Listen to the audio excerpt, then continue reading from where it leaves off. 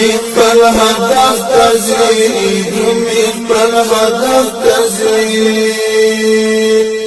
دادلی ونو کاروان بیا په مستانه ژبه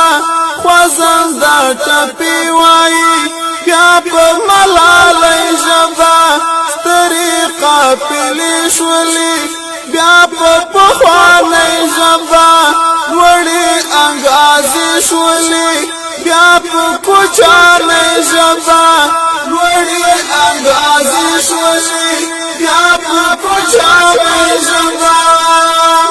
غږ د الجهاد اوس به کډوړي فساد غږ د الجهاد اوس به کډوړي فساد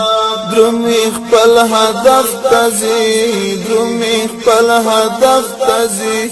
درومي خپل هدف تزي درومي خپل هدف تزي درومي خپل هدف تزي